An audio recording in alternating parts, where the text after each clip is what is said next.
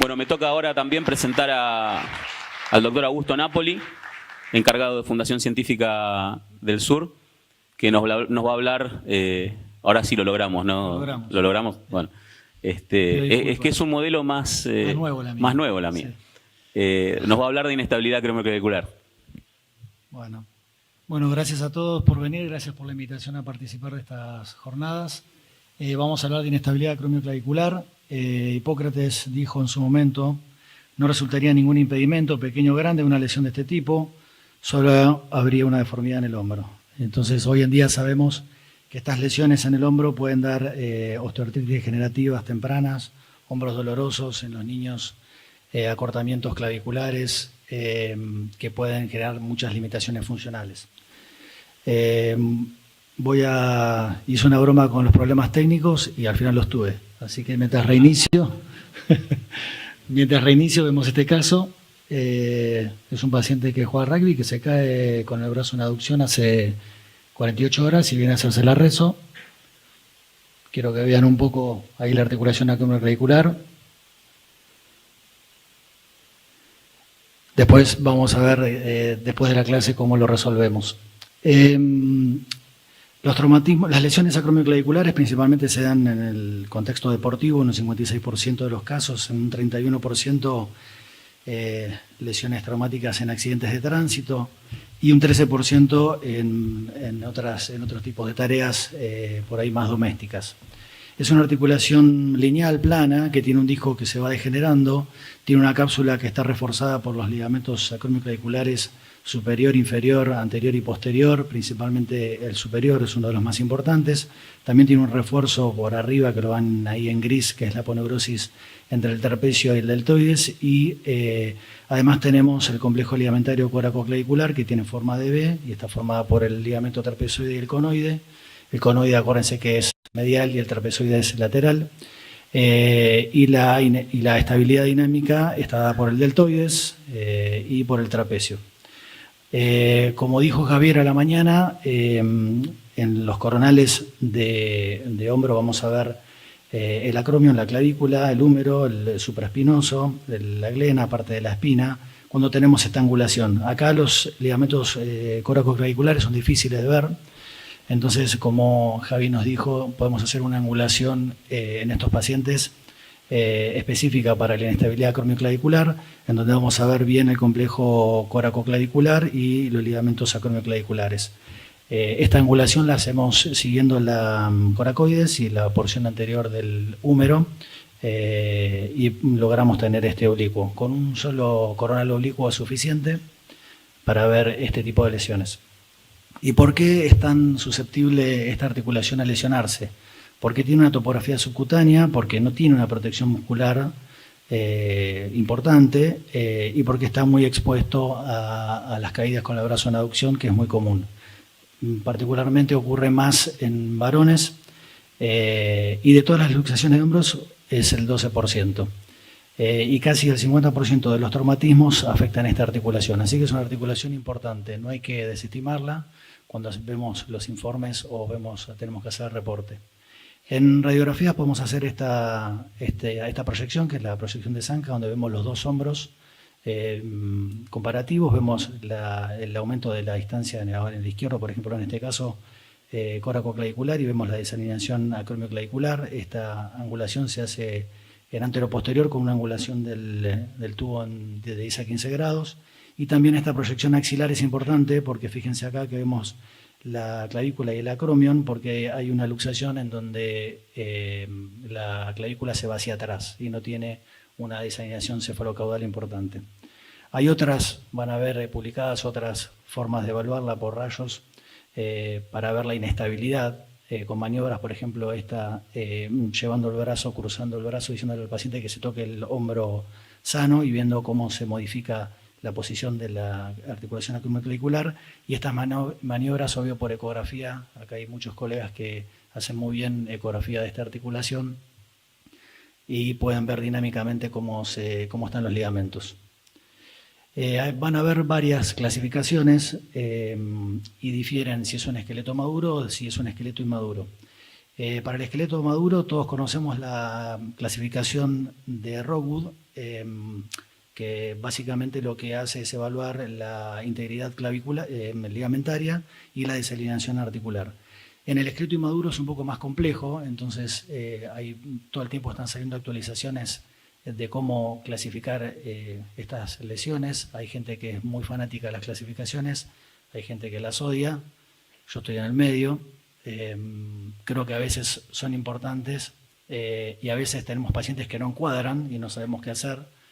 Pero bueno, este grupo de médicos para el esqueleto inmaduro hacen esta clasificación que lo que hacen es clasificarlas de mayor a menor frecuencia. Y fíjense que la más frecuente, que es esta, la tipo 1, hay una pseudodislocación.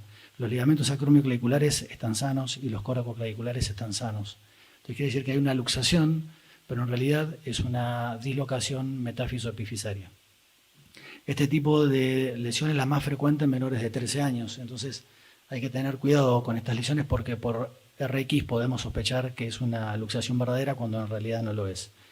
Históricamente hubo una clasificación que es la modificada de Rockwood para el esqueleto inmaduro, pero esa lesión tenía muchos problemas porque era solo para RX y en todos los tipos los ligamentos coracoclaviculares estaban intactos y no contemplaba en ninguna parte la pseudodilocación. Entonces, la que más me gusta a mí para esqueleto inmaduro es una reciente que es del 2023, que es de un grupo de médicos radiólogos pediatras de Boston, que más adelante la vamos a ver.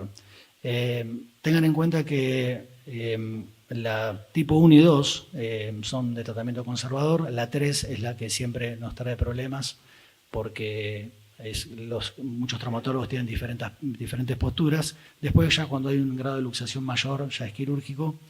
En la tipo 1 recuerden que hay una lesión cápsula ligamentaria acromioclavicular parcial, una distensión, no hay alteración, no hay diastasis, no hay tampoco desanidaciones cefalocaudales. En la tipo 2 ya hay una lesión de los ligamentos acromioclaviculares y ya hay una desalineación cefálica de la clavícula hasta un 50%. Y después ya en la 3 hay una lesión ligamentaria completa, acromioclavicular y coracoclavicular. Y la desalineación es del 100%. Fíjense en el tipo 4, esta es la que yo les decía que es muy particular porque la clavícula se va hacia atrás y ustedes en una RX de frente no van a ver una desanidación cefalocaudal. Ahí también tenemos una lesión multiligamentaria. En la tipo 5 ya es una alteración, una luxación muy, muy importante de más del 100, del 300%. Y la tipo 6, que es rarísima, nunca la vi, la clavícula se va hacia abajo, puede quedar por arriba de la coracoides o por debajo y ahí se va a diferenciar en A y B. Y tengan en cuenta que en esta última la distancia coracoclavicular va a ser negativa. Entonces acá tenemos un ejemplo de una Rockwood 1 con una distensión cápsula ligamentaria acromioclavicular, no tiene diastasis, no tiene desanidación cefalocaudal y los ligamentos están sanos. Una 2, ya tenemos una diastasis, no hay una gran desalineación, pero sí hay una rotura completa acromioclavicular con la diastasis. Fíjense los ligamentos coracoclaviculares que están continuos. Una 3, rotos los acromioclaviculares, rotos los coracoclaviculares, la diastasis, la separación que supera el 100%. Una 4, que es esta que viene hacia atrás, que hace un ojal en el trapecio, también con una lesión multiligamentaria.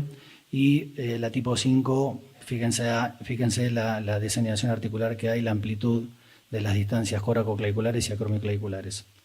La tipo 6, esta que yo le digo que nunca vi, donde se va hacia abajo la clavícula.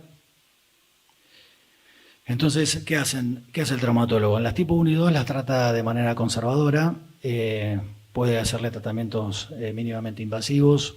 Frente al dolor crónico también hay otras opciones.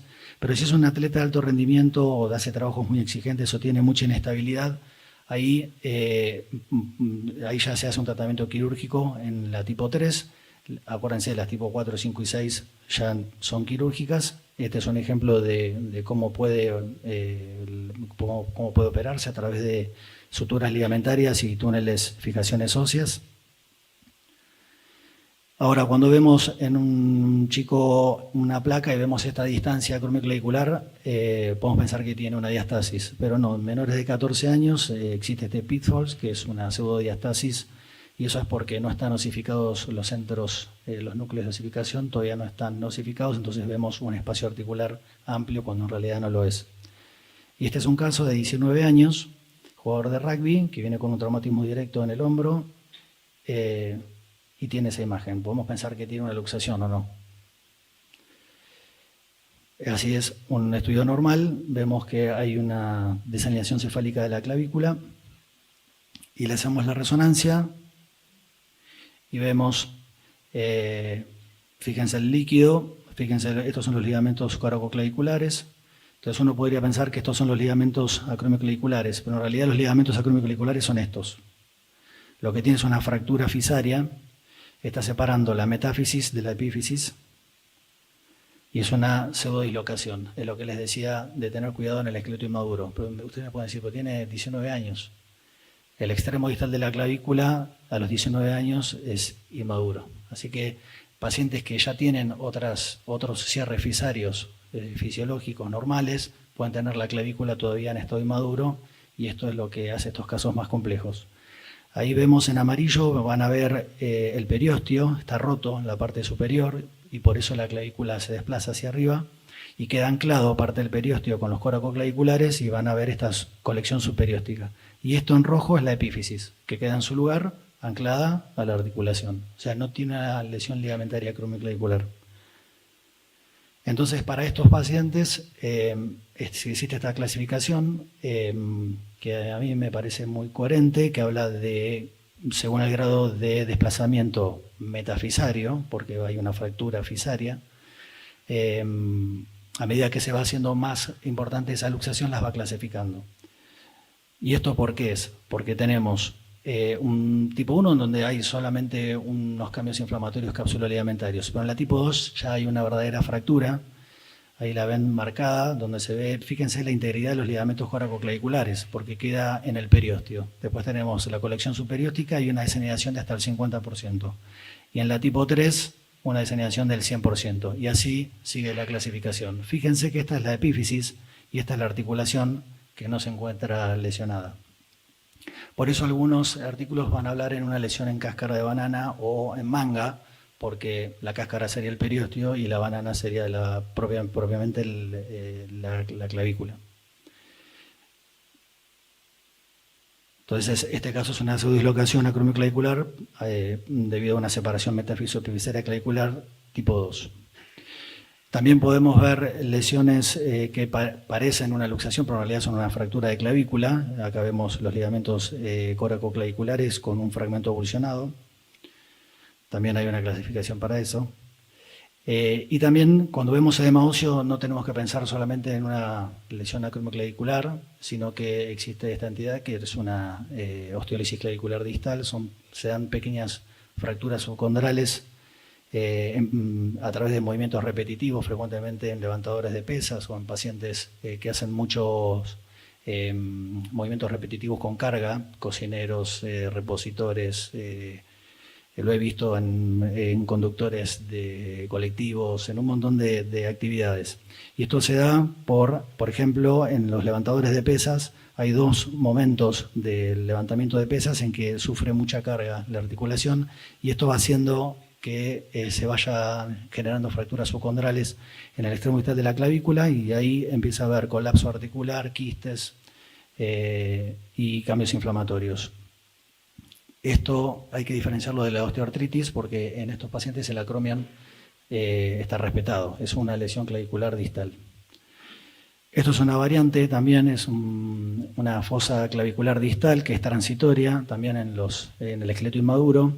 No hay que confundirlo con una osteólisis clavicular distal, que ya vimos cómo es hace un ratito. Esto es transitorio y revierte. Fíjense, este paciente tiene una lesión acromioclavicular con una diastasis, una degeneración cefálica de la clavícula, una lesión coracoclavicular, o sea, sería un grado 3. Pero fíjense esto, tiene un osículo, tiene un os acromial que simula una fractura en el mismo paciente. Tengan en cuenta que estos osículos aparecen, se ven frecuentemente. Hay que tener en cuenta que surgen de una falta de fusión de estos centros de dosificación acromiales. Este es un centro de dosificación normal, aparece entre los 14 y 16 y se fusiona entre los 18 y 25. Hay que tener en cuenta entonces que no podríamos informar un osículo antes de los 25 años, porque tendríamos que esperar a que se fusione. Pero este artículo habla de cómo es la morfología de ese núcleo. Entonces, si ese núcleo tiene una forma triangular previo a los 25 años, nosotros podemos decir que probablemente ese no se vaya a fusionar y sea un osículo. Entonces podemos informar apofisitis o lesiones vinculadas a un os acromial en menores de 25 años, teniendo en cuenta cuál es la morfología del núcleo. Y esto es porque hay varios centros de dosificación que se van fusionando con el tiempo y queda sin fusionarse tanto el preacromion como el mesoacromion se fusionan y el meta y el basi también, y entre ellos quedan separados. Por eso queda esta morfología triangular. A este aspecto normal algunos lo comparan con la patita de un perro. Entonces, para tener en cuenta, para terminar, acuérdense cuáles son las diferencias entre el esqueleto maduro y el inmaduro en las lesiones. Acuérdense de la pseudolesión. En los adultos más frecuente la luxación, en los niños más frecuente la pseudodislocación. Acuérdense del punto de corte de los 20 años, que va a ser fácil. Acuérdense de Rockwood para los adultos y Rockwood modificado para los niños. La proyección de Zanca en los adultos. En los chicos, acuérdense que la RX puede confundir mucho. La RESO y la ECO dan mucha información. Y que ambas, tanto las pseudoluxaciones como las luxaciones en un estado avanzado o de mucha inestabilidad pueden ser quirúrgicas. Entonces, ¿qué hago? ¿Qué pongo? Yo les recomiendo que hagan lo siguiente. Primero, piensen si es mayor o menor de 20 años. Busquen una lesión fisaria y una lesión en el periósteo. Fíjense cuál es la distancia normal, ¿sí? No las dije, estaban por ahí escritas 6-7 milímetros acromioclavicular. Cuando hay una discrepancia de 2 a 3 milímetros con el hombro sano, y la distancia coracoclavicular es de 11 a 13 milímetros. Fíjense cómo están los ligamentos, fíjense en las diseminaciones articulares, si hay fracturas, y ya con eso lo pueden dejar que el traumatólogo haga la clasificación que a él más le guste. Entonces, a Hipócrates le podemos decir que no hable de la articulación acromioclavicular, y en nuestro caso problema fue una Rockwood 3. ¿Se acuerdan la que mostré al principio? Así que bueno, tengan en cuenta eso, la estadificación, los métodos complementarios RX y RESO y la ECO. Acuérdense que hay una dislocación que es posterior, entonces no la podemos ver en la RX, utilizar el plano coronal oblicuo y también pensar un poco en lesiones por sobrecarga y en variantes en los niños que nos pueden confundir. Muchas gracias. Hola, muchas gracias, Augusto. Espectacular. Veo que pusiste una copa de vino y unas uvas. Sí. Contanos un poquito.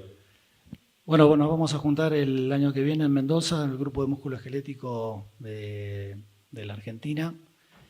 Así que los invitamos a todos que vengan. Va a haber gente de todos lados. Nada, se pueden fijar en las redes y anotarse. Todavía no salió, ¿no? Todavía no salió. En breve va a salir. Estamos dando la primicia. La primicia. Qué bien, qué bien. Bueno, muchas gracias. Te agradezco, excelente la presentación. Vamos a dar paso ahora al doctor. ¿Hay alguna pregunta? Pensé que iba a haber alguna pregunta con respecto al último flyer. Vamos a dar paso ahora al doctor Cristian Daer y agradecerle que vino con nosotros desde Neuquén, que nos va a hablar sobre capsulitis en el hombro. Luego vamos a tener una presentación del doctor Pascual y por último una del doctor Daroda.